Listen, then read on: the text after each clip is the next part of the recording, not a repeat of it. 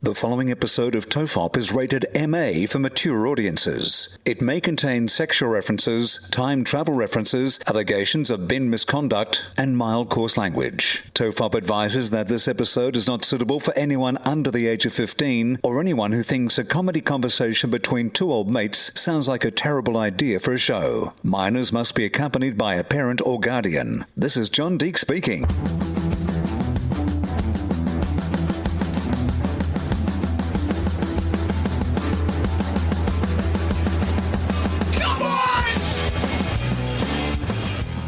Everyone relax. This is TOFOP. I'm Charlie Clausen. I'm Wil Anderson. Hello and thank you for watching. Can you Are hear you that? right?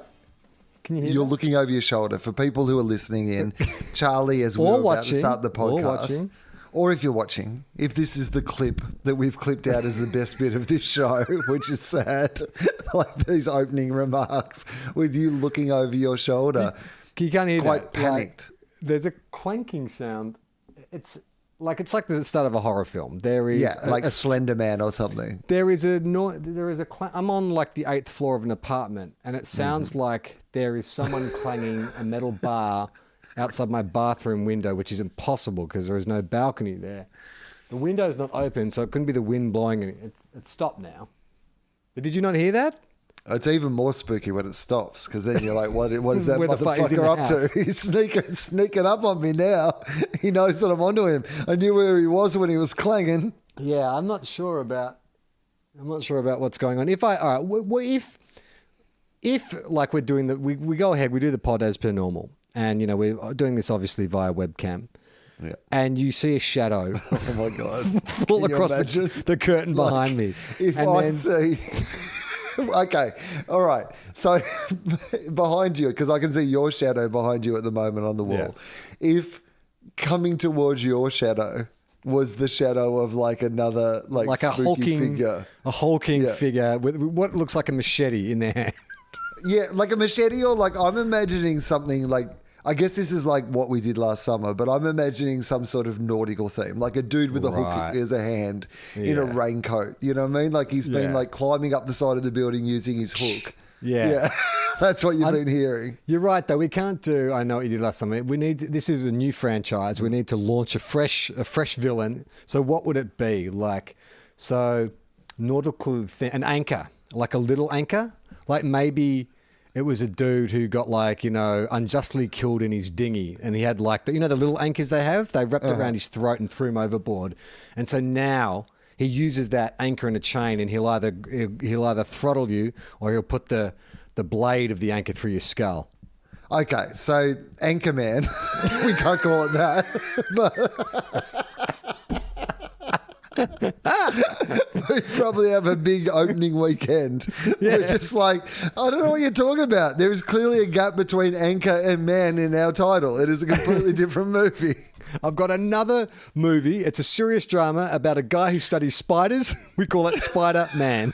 Spider, Gap, Man. It is a different movie. And then you won't believe this idea I've got about this Bat, Gap, Man.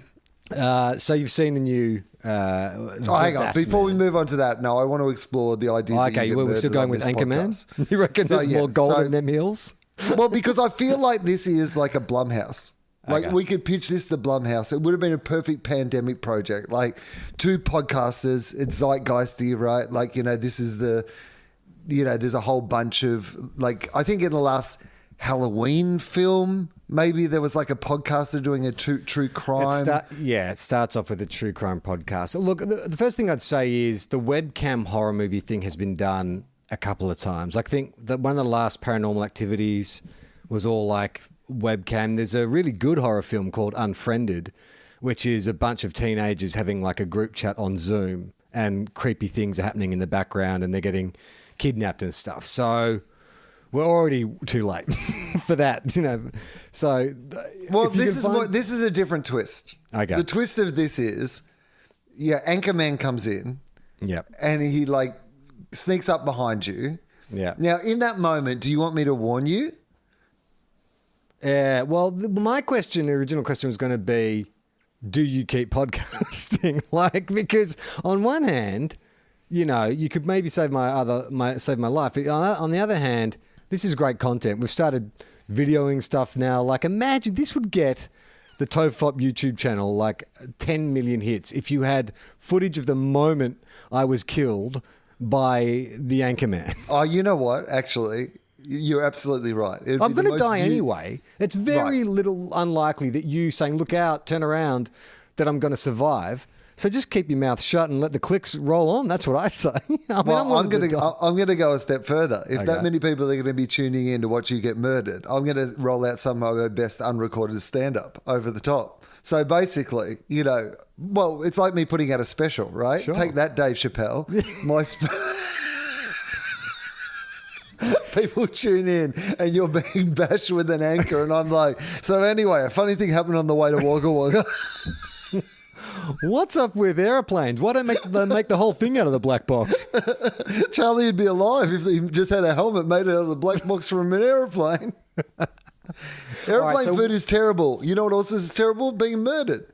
So what if it's I fight him off for a bit? So yeah, great. Like you that's see me better. Stumbling about. I get further through my show. Yeah. You want a tight 5 out of this. Charlie, keep your jukes up. I'm almost at the punchline. Fight, Charlie. Fight. I haven't even got on the plane yet. Fight.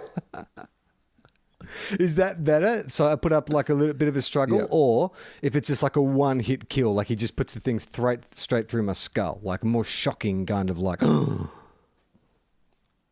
I would try to get in a dialogue. I'd try to get the murderer on the podcast. Right. So after he's killed me or during the attack? I mean, look, if he was willing to do it during, absolutely, that would be fantastic. But in the tradition of those villains, though, your Mike Myers and the Jason Voorhees, they're not known. Not big talkers. Not big talkers. Well, I'm imagining this guy is more like your Freddy Krueger style conversation. Oh, he loves a chat. Loves a chat. Mate, can't shut him up. Pretty soon he'll be doing the tight 5. End up doing a 3-hour podcast. But I'm just keeping him talking until the authorities arrive. See, this is what I'm trying to do. I'm trying to get him to sit down, sort of do his confessional to me. The authorities arrive. They solve the murder of Charlie Clausen. So this has a good, happy ending for me. Like a terrible ending for you. But what about he sits down in the chair and, you start talking, but then he says, you're next. You're next. It's not going to be hard to find you, Mr. Bloody host a million shows on the ABC. Easy to track down. I know where you are. Yeah, he accidentally kills Adam Hills, Charlie Pickering. God damn it.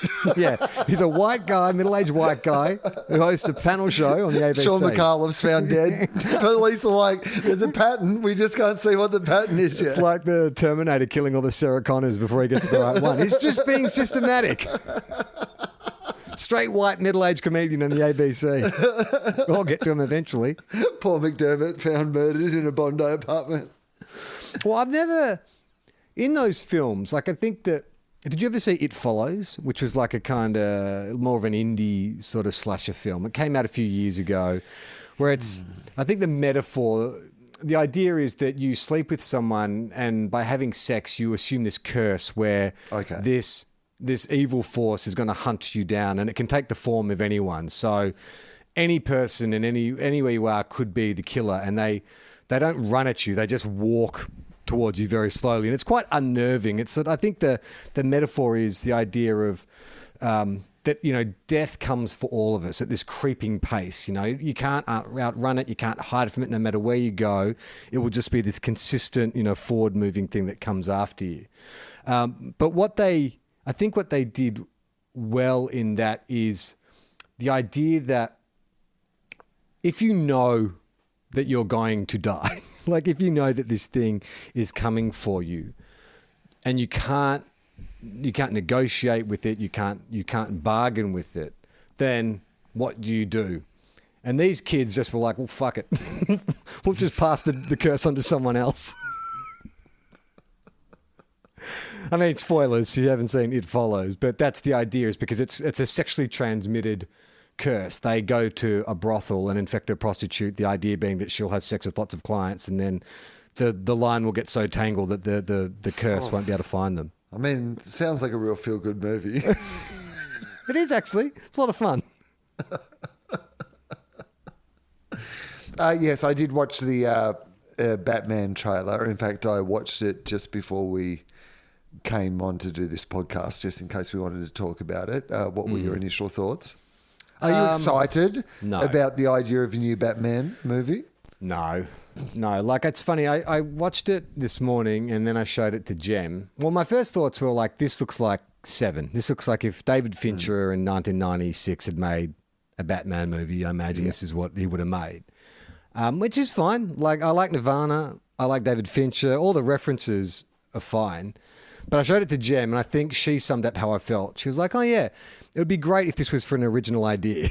And I was like, yeah, I think that's the kind of point. Is that it had all the bells and whistles and stuff, but I was not excited by it. I felt like seen it before. In the same way that Joker felt like it was, let's take all the best bits from those 70s kind of films, Scorsese films. This feels like, let's take all the best bit from the late 90s and we'll make that. And so I'm like, maybe I'm just at that age where I recognize, I'm kind of like that with, are you like this with fashion? Like I see that the 90s are kind of back for like zillennials in fashion. Like they're wearing a lot of the same clothes that we did. And I'm like, oh, I see that's back again, is it? And I remember in the 90s when we started wearing like 70s, like flares and stuff are coming back, that my older siblings been like, I see the 70s are back. And me be like, shut up, old man. You don't know what you're talking about.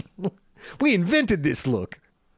Yeah, whereas I have pretty much done the last 18 months in two hoodies, which are just a black and white version of the same hoodie. That's been I've gone the complete opposite direction, where I see people out and about now wearing fashion. Like, one that you mentioned, it was on TOFOP, an episode of TOFOP a few episodes back, where you were talking about the fact that the fashion at beaches now is that sort of Brazilian thong bikini. And it everywhere. Is not just, it's not an exception. It's like, it's clearly a fashion. It's clearly a generation of people going, like, of different ages, of different demographics, who are going, this is the fashion of bikini that is in style at the moment. And it is, so the last few days, like the last week in Sydney, when it's like, freedom and people are out and about more. So where a couple of beaches I live nearby that I've walked by, I have just been overwhelmed by, I guess that's a thing now, is it? Yeah. And the thing you notice too is like there's degrees of G-string. There's like the super thin shoestring one, then there's like the 3/4 one and stuff. And it's funny because I'm going to sound so old. I keep thinking like I won't be shocked, but then like I see smaller and smaller ones and I'm like, oh my God, like what is going on here? How is that? I've been the same. And again, like I'm absolutely 100% up for anyone wearing whatever anybody wants to wear. Like, and if I were as a younger man, like, oh my God. Like I remember when we used to live at Bondi and go for a run and stuff and just be quite amazed by both the scenery and just like the good looking people, men, women, whatever. Like you'd just be like, oh, how good's this? How good's life, right? Yeah. But I don't know if I could go for a run in this day and age with everybody just not wearing any clothes. No, it'd be like the teacher in year 10 asking you to come up and solve a problem on the blackboard. You'd be like, no I'll thanks. Just... Like I literally walked away from the beach. I was like, I just don't feel like this is right. And I was like on a path 100 meters away from the water. It's funny though, but it's mainly obviously for women. Like I'm sure there are certain men who are maybe getting around in the G-string briefs as well, but mainly the change in swimsuits has come for women. But I wonder, like, for men, I see it more in the physical. Like every teenager is ripped these days. You know what I mean? Like teenagers with six packs, like jacked, especially, where I am on the Gold Coast at the moment. During school holidays, like I was getting intimidated by like muscle-bound 15-year-olds, like going up and down the boardwalk. I'm like, you're too young to have muscles. I remember when we had like a great gym at my high school and stuff, but we never used it. Like we just played footy and, mucked around and tried to get booze and stuff. I don't remember, because the amount of hours I know now the amount of hours required in the gym to get that kind of physique, and it's a lot. Like it's 6 days a week. It's, eating right. It's eating a lot of chicken and stuff. And I'm like, how are these kids got time A, for school, but B, anything else. I mean, they're going to be doing that in the morning and in the evening to get that shredded, unless, and this is a caveat, there are some people who are genetically gifted. I do have mates in high school who just, were natural athletes and look good, but I get the feeling that, and I don't know, this is wild, but do you reckon kids are juicing? Because I've seen some super jacked teenagers. Well, it wouldn't surprise me if they're, at the very least, like following like diets with supplements and, all that sort of shit. Like, like doing, and maybe because you're younger and you're like, can burn, I don't know, shit faster. Yeah, maybe it's easier to kind of like, because as kids, you look pretty good by doing no time in the gym. Like, you know what I mean? Like if you're a fit kid and you run around, you still kind of look okay. So, but these are gym bodies. There's different. But that's what I'm saying though, is like that from there, if you can get that good just by just living your normal life, if you then suddenly do a couple of sessions in the gym a day, maybe you get just like really ripped really quickly. Maybe that's what we're meant to be like. Maybe we're finally, like we've coddled our children too much, like they lay around doing nothing for 2 years and then we look after them for another 16 years before we really let them do anything. Maybe kids are meant to be like super jacked. Well, what I was thinking about was there's a heavyweight boxing match last week. I think it was last week. And is it Tyson Fury, the British boxer? Fury, yeah. And he's like a big, Irish? like Is he Irish? heavy set English guy. What? Is he English, Irish? Yeah, I think he's English. English, but right. like he is the number one heavyweight boxer in the world, and he has the body of like your local butcher or something. But clearly, boxing is one sport where you can't skimp on. Like he's got to have that combination of power, agility, balance, coordination, cardio, all that kind of stuff. But he doesn't look like it. Like, we have been conditioned by superhero films to think, well, if you're a super athlete, then you have that, Captain America or Thor body. But this dude is like, no, like I am a genuine athlete. Like I literally do what people in the movies do. I fight people, for a living. And it's like... Yeah, anyone, in fact. Yeah. Like anyone. Bring us your biggest dude and I am willing to fight him. And yes, I do look like a butcher. Would you like some sausages? But it must be a purely aesthetic thing because there were athletes prior to the 80s. Like I think the 80s with Schwarzenegger and stuff, that's when that total kind of roided out super physique came into vogue. But prior to that, like if you look at, movie stars from the 60s, like Sean Connery, if you watch an old Bond film and he takes his shirt off, you're like, ugh! Like, oh, who melted James Bond? But he was a heartthrob, and he probably was fit. He was probably super fit for the day. But we just have gotten so conditioned to seeing, especially in like movie stars and actors, when they take off their shirt, they have to have a six pack. They've got to have pecs and stuff. But maybe we don't, Will. I mean, but also I for would more say than just like well-being, but functionally, like if Tyson Fury or whatever can be the heavyweight champion and look like that, then what the fuck are we doing? Well, I would say my dad is much fitter than I have ever been because he like played heaps of sport, but also he worked as a farmer. Like it still does work as a farmer, but like very physical outdoor work. I don't think there would ever have been a time in my entire life that I would be as all-round fit as him.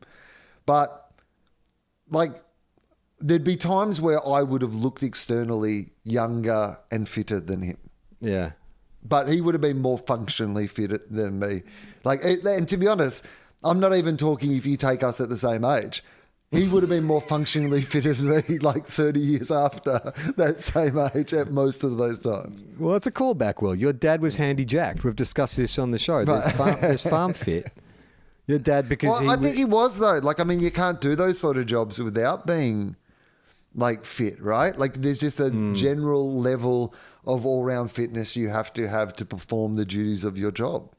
All right, so getting back to Batman, we can tie it back in. So my other issue is Robert Pattinson as Batman, which seems crazy because my issue with him is I don't find him intimidating in the slightest. And it's crazy because like Michael Keaton was Batman and, he was Mr. Mum, yet somehow I think that, I can sort of buy him being crazy enough to wear a batsuit, but I don't know, there's something about him that I'm like, I can't see him being unhinged. Christian Bale, 100%. Could see him being unhinged. Ben Affleck, yeah, he looks like a roided out Batman bro. But I'm just not buying the bat and bat. Yeah, like you look at a guy who played a vampire famously in a whole bunch of movies and go, I just can't associate with him with bats in any way. This man. No, it's just, no, I know what you mean, but you haven't seen Tenet, right? No, I haven't seen Tenet.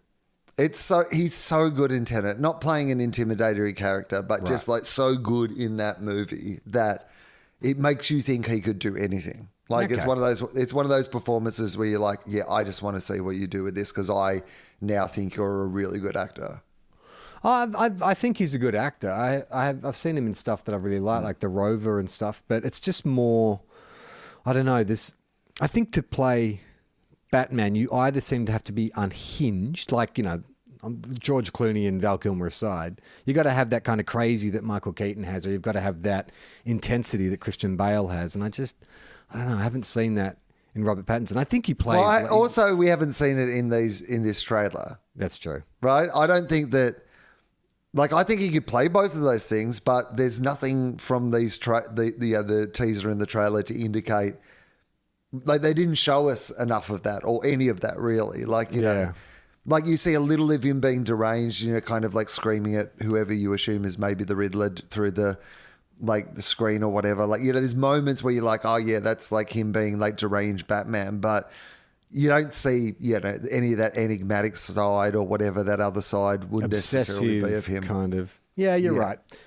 I mean, the other thing I would say, and I did put something on Twitter, is there's a scene which is great for a trailer where he's coming down a hallway and there's two guys with machine guns and they're just like blasting him with machine guns and he takes them out.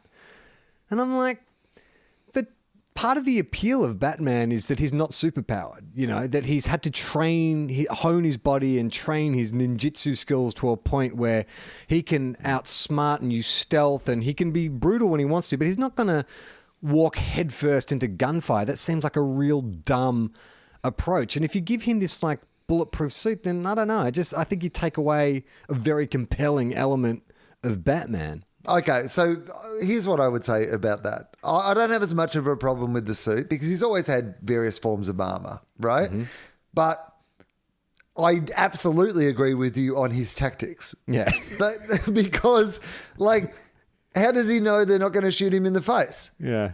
Like, he doesn't have, like, a Ned Kelly hat on, right? So you're absolutely correct.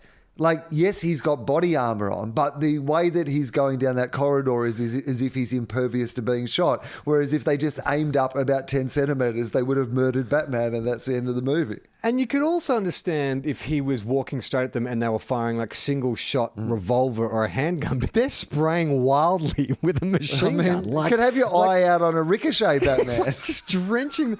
Because there's a similar scene in The Dark Knight Rises where it doesn't attack. I mean, even put your armor up in front of your eyes at the very least, I mean, look, I was watching it on my iPhone. Maybe he was, but I couldn't make it out that well. But there's that scene in The Dark Knight Rises where they're going into Bane's lair with him and Catwoman, and he does that weird sort of like zigzaggy thing where he's hard to shoot. And it's like, well, that makes sense. He's a ninja. He sticks to the shadows. He's going to make it hard for you to hit him. But this one was kind of like, come at me, bro. Like, I'm just going to walk... I'm going to walk like just headlong into... Face first. Unprotected face first. Beautiful, unprotected face first. Maybe it's not Batman. Maybe there's a fake out coming because it just... Also, I just think that if you're going to have a grounded... Like you can't have your cake and eat it too. If you're saying this is a grounded Batman, it's going to be a noir thriller or whatever, then I don't care how thick your armor is or your bulletproof vest or whatever, getting hit repeatedly from close range by two machine guns will knock you off your feet. Like the idea that he could just keep going and take these two guys out, it doesn't make any sense. I mean, more ridiculous is the idea, and again, we haven't seen the whole scene, so maybe it's played out. Yeah. But the fact that the Riddler has managed to put that perfect question mark foam art in the top of his latte is like, because...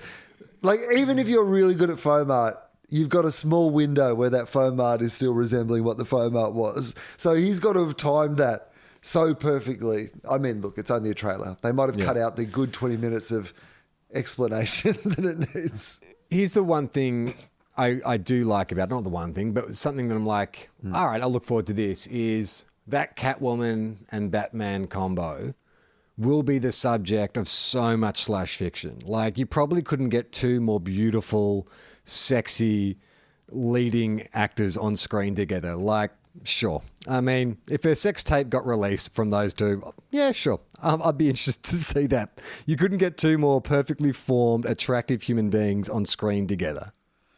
I mean, so that's Zoe Kravitz, right? And so I started following her on Instagram when Mad Max came out, I think. Fury Road came out. And I stopped following her on Instagram because like she would she posts some very body positive or just like fashion stuff that is like, you know, again, like she's like, you know, proud of like being a beautiful person, and that's absolutely fine. But it was just like, I felt bad that I might be on a bus or something and I'd be flicking through my Instagram feed and people would see these photos. I felt that same feeling I felt at the beach when I saw those bikinis. I was like, this is not for me anymore, old man. Step away.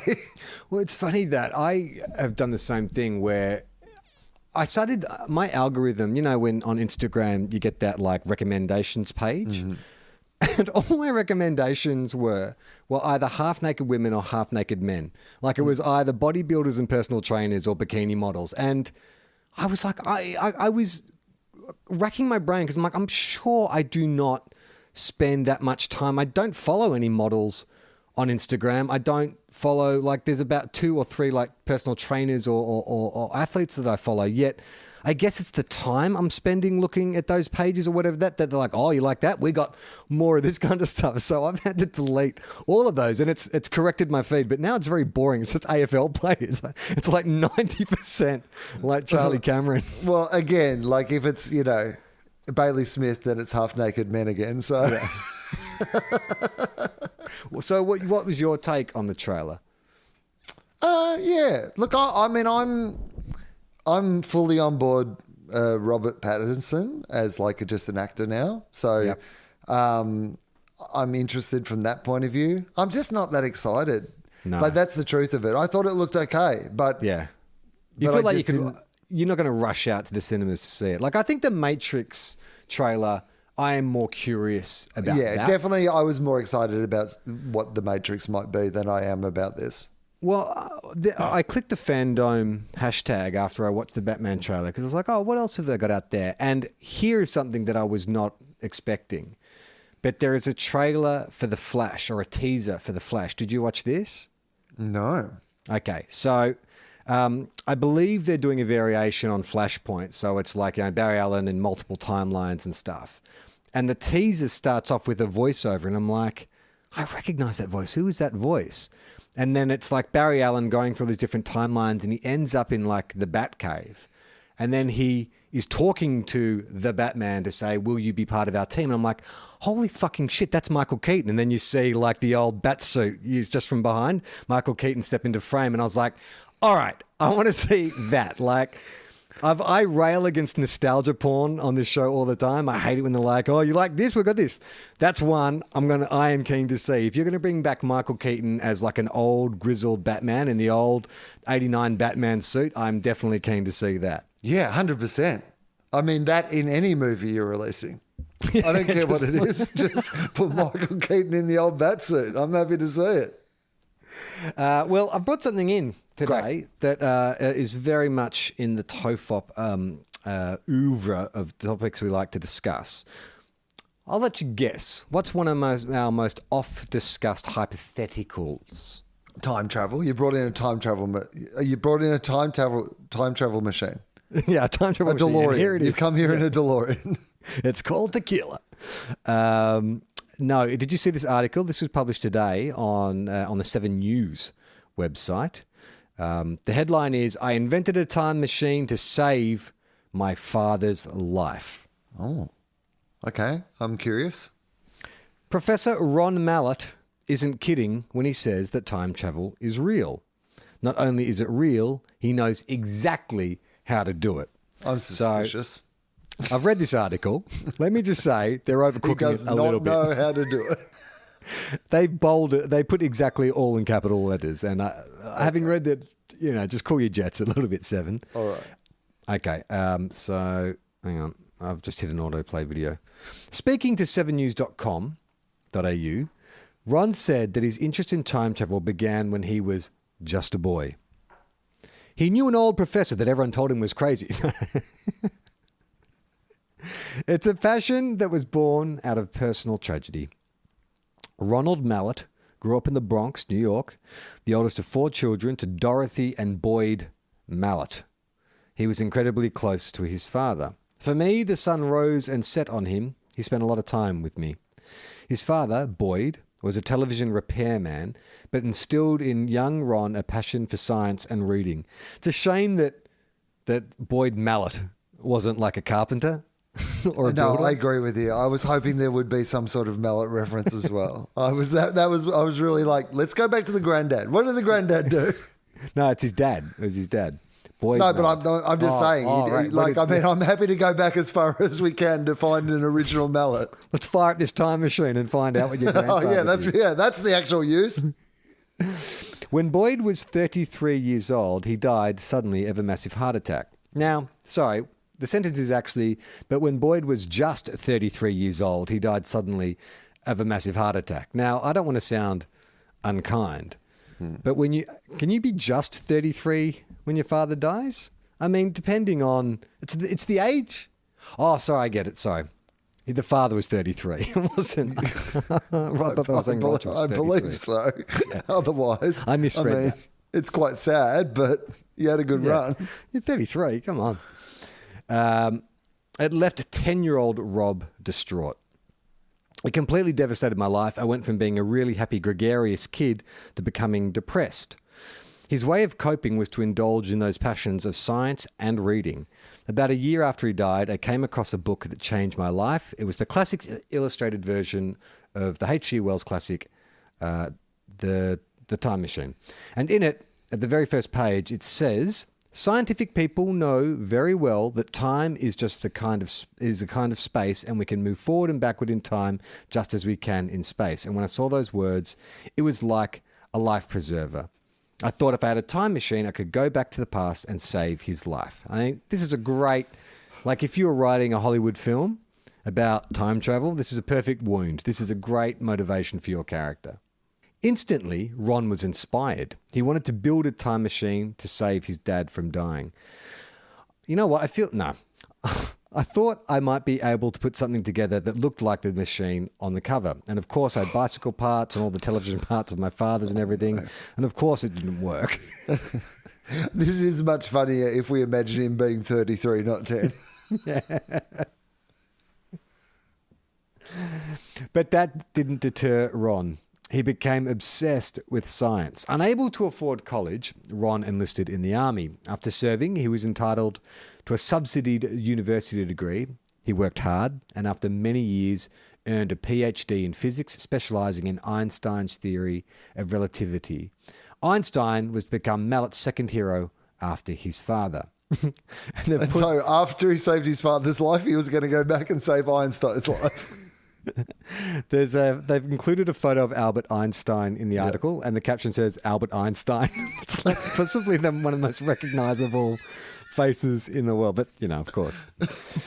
It's his theory that really does say there is a real possibility of time travel. Einstein developed 2 theories. One was developed in 1905 that was called the special theory of relativity. To put that in a nutshell, what he said that time can be altered by speed. Mallett gives the example of astronauts traversing space in a rocket that's traveling close to the speed of light. Time would pass differently on Earth than it would for the people in the rocket. They would actually come back finding out that they're only a few years older, but the decades have passed here on Earth, he says. In other words, it's the interstellar phenomenon. I think that's what Einstein called it, the interstellar time travel. So this is very real. We've seen the baby steps of it. How about time travel to your past? Well, that was something that I was particularly interested in, and it turns out that it cannot happen with Einstein's special theory of relativity. No matter how fast you go, you cannot go back in time. So does it mean it's not possible? Well, it turns out that Einstein developed a second theory that allows for the possibility of time travel, not only to the future, but also to the past. It was called his general theory of relativity. And this theory is really a theory of gravity. I mean, here's what I would say about Albert Einstein, though. Like, undersold the second theory. Because it's actually a much better theory. But the first one was called the special theory, and this one's just the general theory. This is like a marketing issue. Well, it kind of feels like a B-side. I feel like general theory is like, I've got my hit single. Special's going to be the hit. Special theory, I'm going to love forever, man. Like, I love special theory. I've loved you since special theory. What's this general theory? This is more for the hardcore Einstein heads. What are Einstein's fans called? The Steinies. The Steinies. That probably sounds like a cult. The Steiners. You were Steiners. The Einsteins. The Albertos. The Birdies. The Birdie's Beatles. Birdie's Beatles. The Beatles. Oh, by the way, how good does that Beatles trailer look? Get Back. Did you see that? That 3-part Peter Jackson. It looks very cool. That looks awesome. Einstein's general theory of relativity says that what we call the force of gravity isn't a force at all. It's actually the bending of space by massive objects. If you can bend space, there's a possibility that you can twist space, says Mallet. In Einstein's theory, what we call space also involves time. That's why it's called space-time. Whatever it is, whatever you do to space, it also happens to time. And this is where the breakthrough, my work, came in. What I did was I solved Einstein's gravitational field equations for a special type of light, laser light. This is where I feel like it started to sound a bit like iffy. He solved one of Einstein's equations. Solved it. Rog did. Ron, sorry. Ron.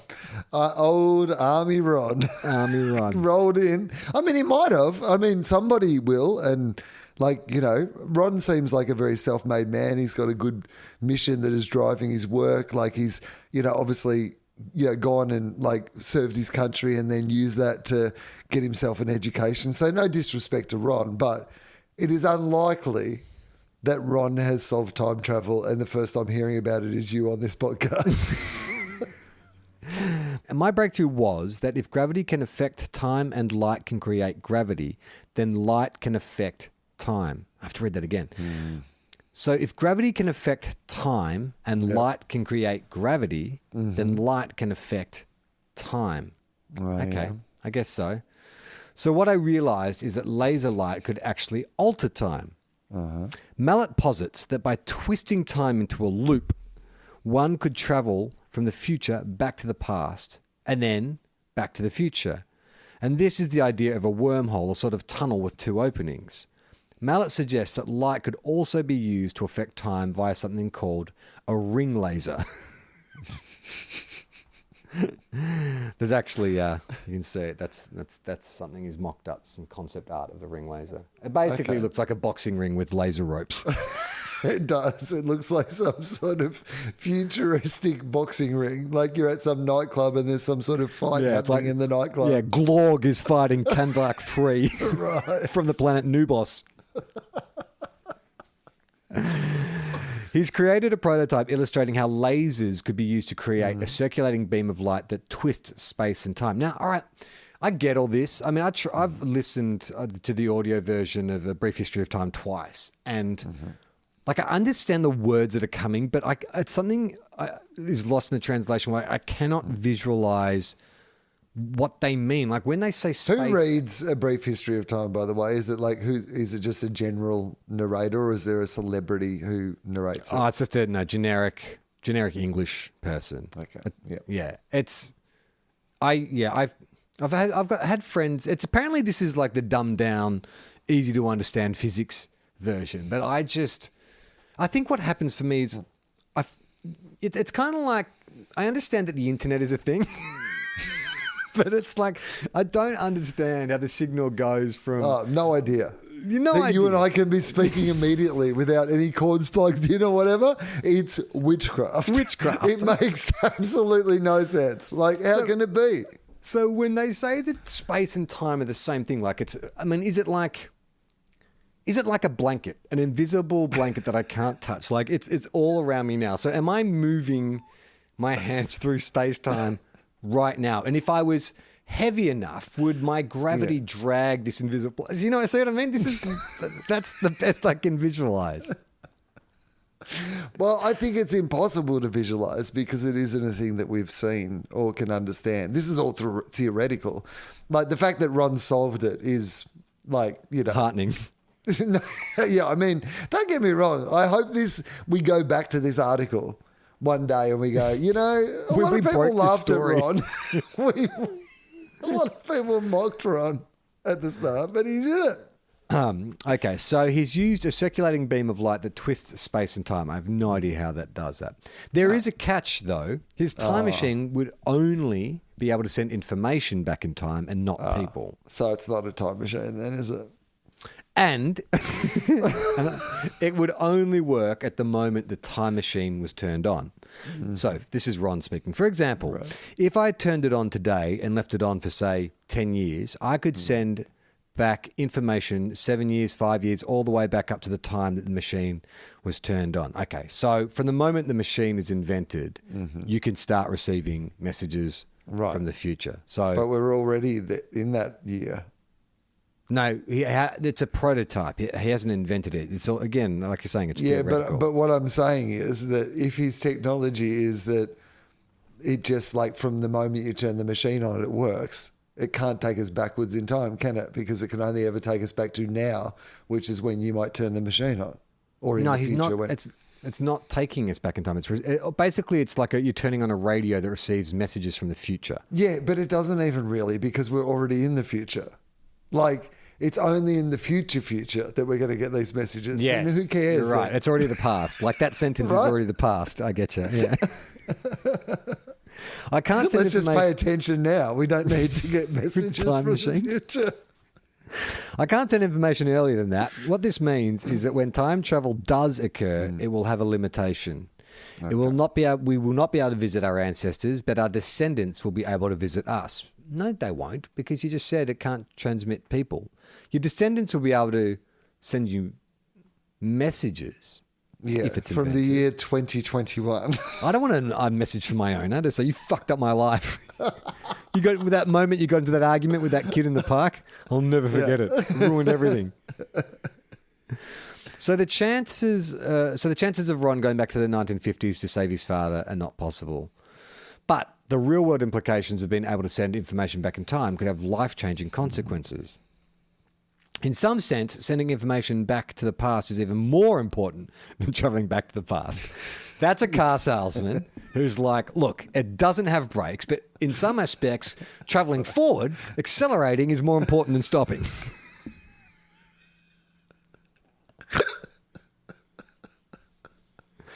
Imagine, for example, catastrophes like earthquakes, tsunamis, and all of things that normally cause the loss of thousands of lives.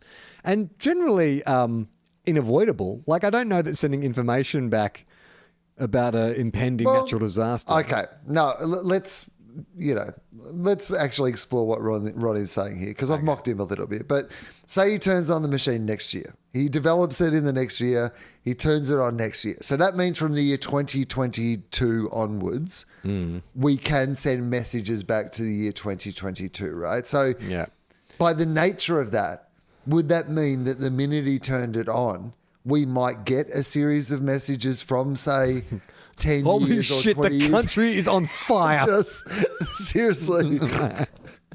I mean, we might, right?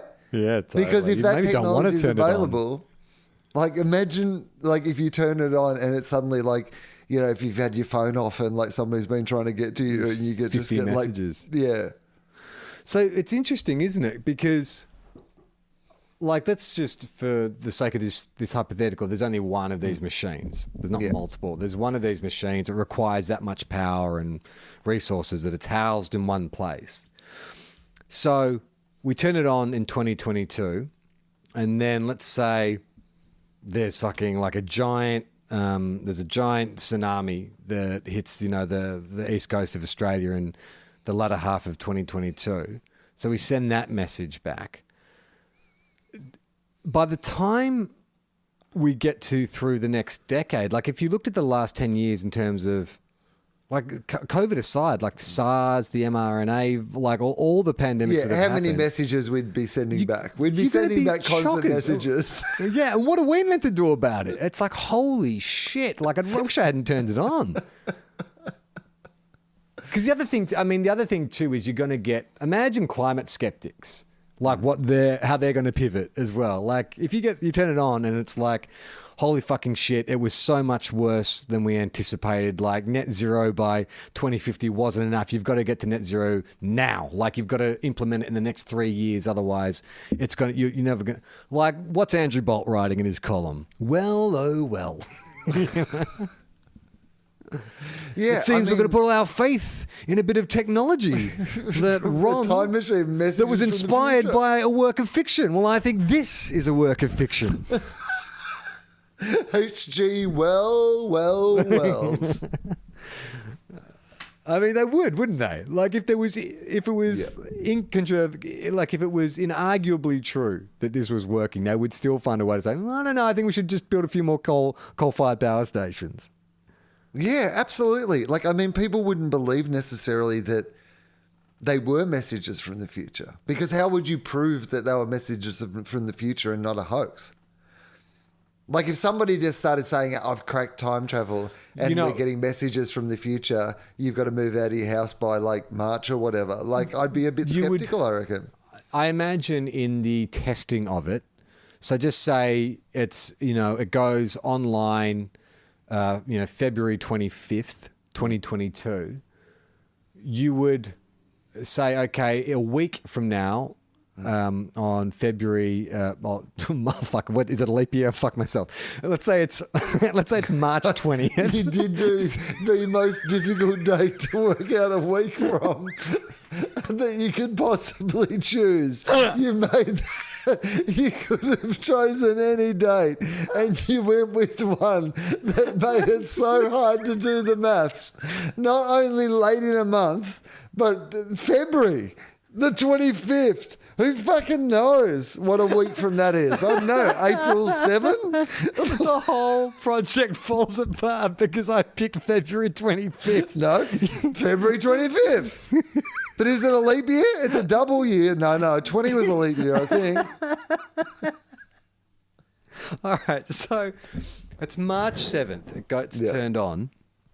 And you agree that on March 14th, you are going to read them like they're headlines on the New York Times or whatever. So when we turn it on March 7th, a signal coming through saying like, Fallon renewed for another season.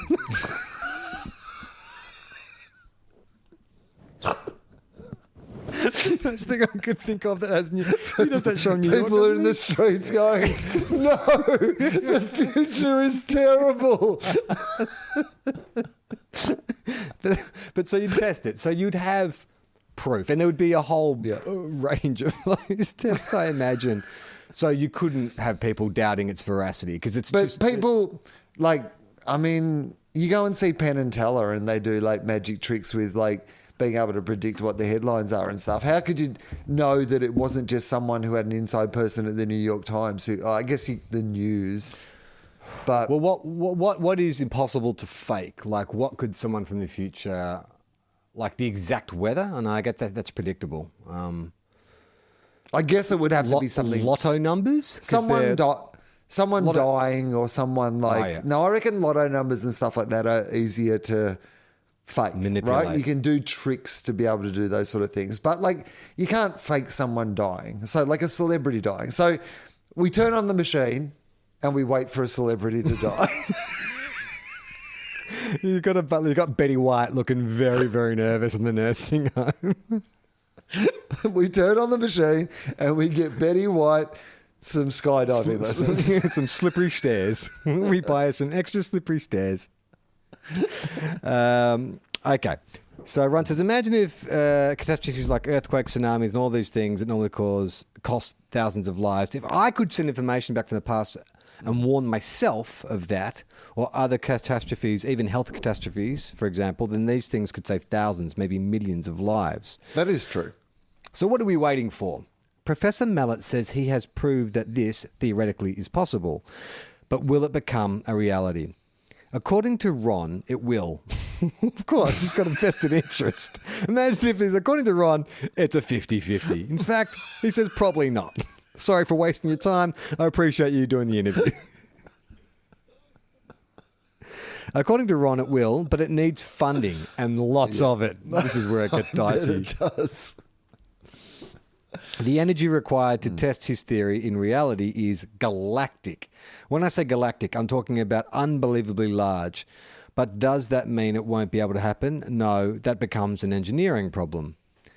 My personal feel, okay, because I guess what he's talking about is literally bending space-time, twisting space-time to create. Probably can't like, run it off a couple of double A's. Like you probably need some proper energy behind that. And that's why you got to build more coal-fired power stations, Will, because you're not getting that base load off bloody wind and the solar. I'll tell you that much. The future will thank us. My personal feeling is that quantum theory will have a role to play. And you know what? This is my own personal editorial. I reckon nanobots as well. I mean, it does sound like something they'd say in a Marvel movie, yada yada, over some stuff. I reckon it's probably quantum theory and nanobots. So in using a practical time machine and having a way of overcoming the so-called energy barrier that's needed, but that is something for future work research. All right, Ron's fucking pushing back from the desk. Done for the day. Time for him to go to the pub. Ron is doing a victory lap when basically he's just got a theory. Now, I know that's what science is, but it is a almost impossible to test theory, which is like, you know, if you have to get all this energy to even run a test to see if it works, it is absolutely 100% a theory. Ron is trying to raise the funds to begin experimentation, but he knows he needs a lot. How much does he need? Start. Oh, you reckon we start a Patreon for Ron's time twister?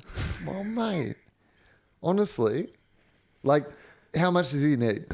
Does he say how much he needs? We raised 100,000 for bushfire relief. So how much do you need, Ron? Well, you know what the best bushfire relief is? Messages from the future warning us about bushfires that are coming. If he's not able to raise the amount needed, he's hopeful his breakthrough will pave the way for future time travel. Now, I'm not sure if this is a little sidebar, but did you know, this is an old story, it was been around for a while, but in China, they ban depictions of time travel, like it's not allowed by the state media, like movies and fiction that feature time travel, because it's considered, I don't know, like an insult to reality or something like that. But I think maybe the Chinese, they're banning all that shit because they're on Ron's theory. They've been developing time travel. I mean, if you're a company with infinite resources, you have a vested interest in developing this material, right? This machine. China already have a lot of power, and if China wanted to have more power, China would be the major buyer for this. If I was Ron, I wouldn't be shopping this to 7 News. Like, you know, Ron's got to get over on like Weibo or something. Yeah. Get over into the Chinese market and say, I'm your guy. Because like then China can use that information to completely take over the world if they want to. He's wary of the potential power of his discovery. Oh, yeah, okay. I think that one of the things... The calls with the Chinese haven't been going well, is what he's saying. I think that one of the things we have to decide is, do we want to have time travel? It turns out that human beings, by our nature, if we find that we can do something, we usually will try and do it.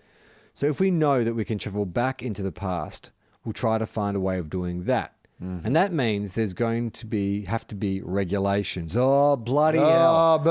Little communist bloody rules, dictator Dan's got his hands all over this. Gonna over-regulate time travel, are you? Bloody hell. What's next? A license to bloody put my toast in the bloody toaster? We should try and use it in a way that will benefit mankind, of regulating it for the betterment of the human race. Because that's always what we do, isn't it, Will? And it always works out perfectly. We've got this infinite energy source. Let's make world hunger a thing of the past. Nah, let's make bombs. And that's a wonderful thing for me personally. The quest that I had was to show this was possible. And for me, the satisfaction I get is that my father would have been very proud of what I've been able to accomplish, even if I am not able to get the chance to see him again. And he has a book. If you're interested in reading more about Ron's time twister, he has a book called Time Traveler, and it's available on Amazon.com. Okay. Well, you know what? I think I will read that. I'm interested. It does actually sound quite interesting. I don't know how legit it sounds, but it sounds very interesting. Well, I did quickly read some of the reviews. And I do think that he has let down his dad because he got his dad's hopes up. I did read some of the reviews online, and it did not to me read like a scientific non-fiction work. It read to me very much like a scientist's kind of memoirs where he interrelates, the theory of time travel with his own personal experiences with some scientific elements as well. So, because as we know, Will, like everyone loves to point out one work of fiction being like, oh, this is like Primer, that's the best time travel film, or Lupin, now that's the most scientifically accurate time travel film. But as we know, that is impossible. There is no scientifically accurate time travel film. Until now. Until Ron. Until Time Twister comes along. All right, let's wrap things up. Before we do that, can we plug our website? You should go there. You should go to tofop.com. We've got lots of great podcasts there. We've got one called Willosophy. Will, who's on this week? So this last week just gone, Aisling B was on, and I still recommend that one because that's been a very popular episode. And Charlie Pickering, an episode that I recorded with our friend Charlie Pickering months ago now about my old housemate, Charlie Pickering. Yeah, correct. Your old housemate, Charlie Pickering, and murdered by the anchorman when he was trying to hunt down me. Rest in peace, Charlie Pickering. So we're putting out that episode. And Justin Hamilton is on FOFOP, who used to do a radio show with Charlie Pickering and Terry Siakis. There you go. It's all connected this week. All connected. There is no new Two Guys, One Cup, but I have decided on the summer series. I need to talk to Will about it, but there is going to be a summer series coming out for Two Guys, One Cup. I'm excited about it. Probably, I'll say, around mid to late November, that will be starting up, and will probably be weekly up until the new football season starts. But there'll be more. And I am toying with the idea, because it is the Ashes this year in Australia, and so I'm toying with the idea of dropping a couple of, I don't know, cricket. two guys, one stump, or like two guys. I don't know. Like that's great. Something. Two guys, one Into ball. the feed. Two guys, one cup, protecting cup. But whatever it is, into the feed. I mentioned I was on Mark Howard's show, the Howie Games. He's doing an artist series, and so it's like 2.5 hours. Swear. Of Howie and I. He's done 140 episodes. He's never sworn. He swore, which was nice. But people can listen to that. But we just discussed the idea of doing an Ashes podcast. And then Tony Wilson got in touch with me, and he'd heard the episode and was like, hey, if you want to talk about the Ashes, I'd be up for it. I know Adam Spencer and I were going to try to go to one of the games together. So there might be a few. If anyone who listens to Two Guys, One Cup is interested in cricket, I might drop a few random cricket Ashes episodes in over the summer as well. And there'll be more Lessons for Life with Alan Mercedes coming onto the YouTube channel. And I think in about a week's time, I just got to work out with Richie. He asked me to delay the release of the new Alan Mercedes videos because he has another more serious work that was released last week, and he didn't want it to detract from his serious acting role. So I said, yes, I'll wait a couple of weeks before I release Alan Mercedes. But just keep your eyes on the TOFOP YouTube channel, which is TOFOP TV at YouTube. But I think that's it. I'm Charlie Clausen. I'm Will Anderson.